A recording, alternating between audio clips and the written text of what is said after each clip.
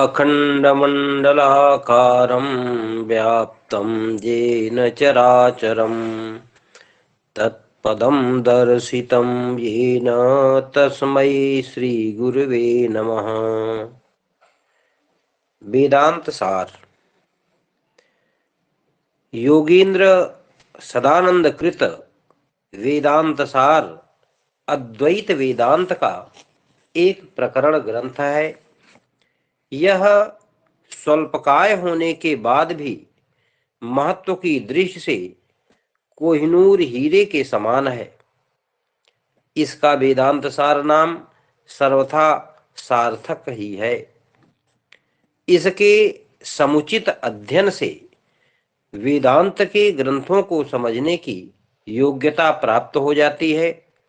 यद्यपि इस वेदांत सार ग्रंथ के अतिरिक्त रामानुजाचार्य, स्वामी नारायण तथा आचार्य शंकर भगवत्पाद द्वारा भी वेदांत सार नामक ग्रंथों की रचना की गई है, परंतु लोक प्रसिद्धि सदानंद कृत वेदांत सार को ही प्राप्त है। अब तक इस ग्रंथ पर सुबोधिनी नृसिंह सरस्वती कृत है, विद्वन मनोरंजनी रामतीर्थ यतिकृत है तथा बालबोधिनी टीका आपदेव कृत है इत्यादि अनेक टीकाएं इस पर लिखी जा चुकी हैं। अध्ययन सौकर्य की दृष्टि से वेदांत सार की प्रसंग प्राप्त प्रमुख सिद्धांतों को बताने से पूर्व अनुबंध चतुष्टय पर प्रकाश डालना अत्यंत समीचीन है। किसी भी ग्रंथ का अध्ययन करने से पूर्व सामान्यतः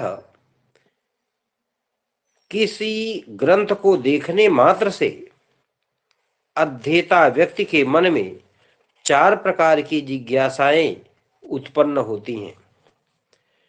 पहला, इस ग्रंथ को पढ़ने का अधिकारी कौन है। दूसरा, इस ग्रंथ का प्रतिपाद्य विषय क्या है। तीसरा, इस ग्रंथ में प्रतिपादित विषय वस्तु का इस ग्रंथ के साथ क्या संबंध है। और चौथा, इस ग्रंथ का उद्देश्य क्या है। इन्हीं 4 प्रश्नों के उत्तर को अनुबंध तथा सम्मिलित रूप में चारों को अनुबंध चतुष्टय कहते हैं। इन अनुबंधों की अनिवार्यता इसलिए है कि जब तक कोई अध्येता यह नहीं जानेगा कि मैं इसका अधिकारी हूं या नहीं, इसकी विषय वस्तु हमारे अनुकूल है या नहीं, यह संबंध समायोजन उचित है या नहीं, तथा इसके अध्ययन से मुझे के लाभ होगा या नहीं, तब तक उस ग्रंथ के अध्ययन में उसकी प्रवृत्ति संभव नहीं है। इसीलिए वाचस्पत्यम में कहा गया है कि ज्ञातार्थ ज्ञात संबंधम श्रोतुम श्रोता प्रवर्तते ग्रंथादौ तेन वक्तव्यम ग्रंथादौ तेन वक्तव्यः संबंधः स प्रयोजनः। फिर से देखें, ज्ञातार्थ ज्ञात संबंधम श्रोतुम श्रोता प्रवर्तते ग्रंथादौ तेन वक्तव्यः संबंधः स प्रयोजनः। प्रस्तुत प्रकरण ग्रंथ वेदांत सार के आरंभ में भी श्री सदानंद योगींद्र ने अनुबंध चतुष्टय को उपस्थापित करते हुए लिखा है कि तत्रानुबंधो नामाधिकारी संबंध प्रयोजनानि, अर्थात अधिकारी, विषय, संबंध तथा प्रयोजन, ये 4 अनुबंध कहे जाते हैं। यहाँ पर साधन चतुष्टय संपन्न प्रमाता को वेदांत का अधिकारी बतलाया है। अधिकारी तो विधिवत अधीत वेद वेदांगत्वेन आपाततो अधिगत अखिल वेदार्थो अस्मिन् जन्मन जन्मांतरे वा काम्य निषिद्ध वर्जन पुरःसरम नित्य नैमित्तिक प्रायश्चित उपासनानुष्ठानेन निर्गत निखिल कल्मषतया नितांत निर्मल स्वांतः साधन चतुष्टय संपन्न प्रमाता। यह अधिकारी का लक्षण है। विषय जीव तथा ब्रह्म की एकता ही इस वेदांत ग्रंथ का प्रतिपाद्य विषय है। विषयो जीव ब्रह्मैक्यम शुद्ध चैतन्यम प्रमेयम तत्रैव वेदांतानां तात्पर्यात्। संबंध, यहाँ पर परस्पर बोध्य बोधक भाव संबंध समझना चाहिए। संबंधस्तु तदैक्य प्रमेयस्य तत्प्रतिपादित उपनिषद प्रमाणस्य च बोध्य बोधको भावः। फिर से देखें, संबंधस्तु तदैक्य प्रमेयस्य तत्प्रतिपादकोपनिषद प्रमाणस्य च बोध्य बोधको भावः। प्रयोजन जीव तथा ब्रह्म के ऐक्य विषयक अज्ञान की निवृत्ति तथा स्वरूपावगति ही इस ग्रंथ का प्रयोजन है। आचार्य सदानंद योगींद्र ने लिखा है, प्रयोजनम तु तदैक्य प्रमेय गता ज्ञान निवृत्ति ही स्वरूपानंदावाप्तिश्च।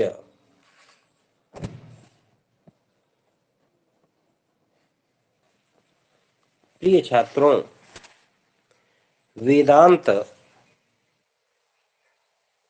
सार नामक प्रकरण ग्रंथ में पिछली कक्षा में अनुबंध चतुष्टय पर प्रकाश डाला गया था।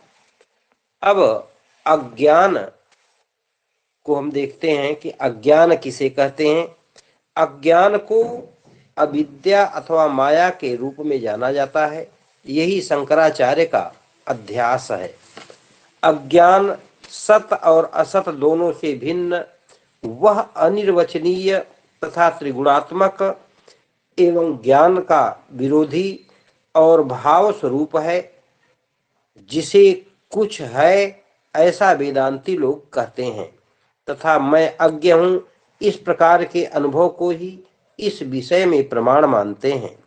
भगवती श्रुति भी कहती है, योग साधना करने वालों ने सत्वादि गुणत्रय से आच्छन्न और स्वयं प्रकाश आत्मा की शक्ति माया का अनुभवात्मक प्रत्यक्ष किया है। यह अज्ञान समष्टि और व्यष्टि के अभिप्राय से क्रमशः एक और अनेक कहा जाता है।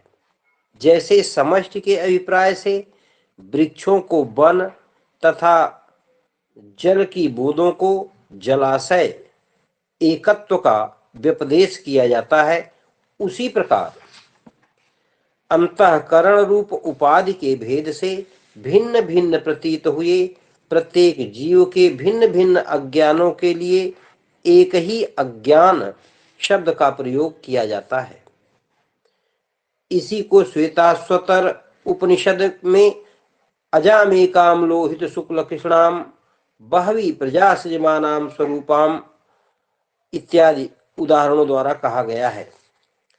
यह अज्ञान समष्टि उत्कृष्ट चैतन्य की उपाधि है, अतः इसमें विशुद्ध सत्व की प्रधानता रहती है।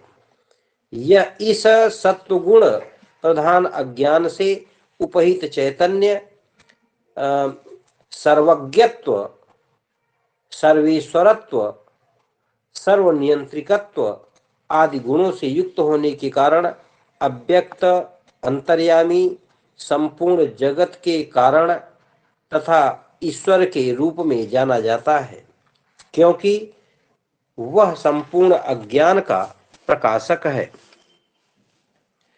भगवती श्रुति भी कहती है, जो सर्वज्ञ और सर्ववेत्ता है, ईश्वर की उपाधि रूप यही अज्ञान समष्टि माया, समष्टि अज्ञान समष्टि का अर्थ है माया, संपूर्ण जगत की कारण है, अतः इसे कारण शरीर कहते हैं। इसमें आनंद की प्रचुरता होने से और कोष की तरह ईश्वर चैतन्य की आच्छादक होने से इसे आनंदमय कोष कहते हैं। संपूर्ण स्थूल सूक्ष्म उपाधियां इसी कारणोपाधि में लीन हो जाती है, अतः इस अज्ञान समष्टि को सुषुप्ति प्रलय कहते हैं। इसी को सूक्ष्म स्थूल समस्त प्रपंचों का लय स्थान भी कहते हैं। जिस प्रकार समष्टि अभिप्राय से एक ही वन के वृक्षों का अनेक रूप में अथवा एक ही जलाशय जल का वापी, कूप, तडाग आदि अनेक रूप में व्यपदेश किया जाता है, उसी प्रकार संपूर्ण जगत प्रपंच के कारण रूप अज्ञान में व्यष्टि भेद से विविध जीवगत विविध अज्ञानों का व्यवहार होता है। भगवती श्रुति भी कहती है, परमेश्वर व्यष्टिभूत अज्ञानों के द्वारा अनेक रूप वाला प्रतीत होता है। यहाँ पर व्यक्ति विशेष को व्याप्त करने के कारण व्यष्टि अज्ञान और समूह को व्याप्त करने के कारण समष्टि अज्ञान का प्रयोग किया जाता है। यह व्यष्टि अज्ञान ईश्वर की अपेक्षा निकृष्ट जीव की उपाधि होने के कारण मलिन सत्व प्रधान है। इस प्रकार के व्यष्टि अज्ञान से उपहित चैतन्य अल्पज्ञत्व तथा अनीश्वरत्व के कारण प्राज्ञ कहा जाता है, क्योंकि वह अज्ञान के एक ही अंश को प्रकाशित कर पाता है। आवरण और विक्षेप नामक अज्ञान की दो शक्तियां हैं। इसमें आवरण शक्ति छोटी होने के बाद भी जैसे बादल का एक छोटा सा टुकड़ा देखने वालों की आंखों के सामने आकर उसके नेत्र पथ मार्ग को ढक लेता है, जिससे लगता है कि इस मेघखंड ने अनेक योजन विस्तार सूर्यमंडल को ही ढक लिया है। इसी प्रकार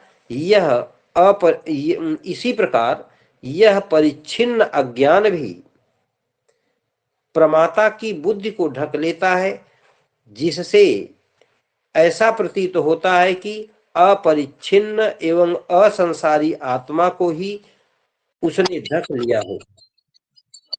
वस्तुतः आत्मा तो नित्योपलब्धि स्वरूप है, वह न कभी किसी को ढका जाता है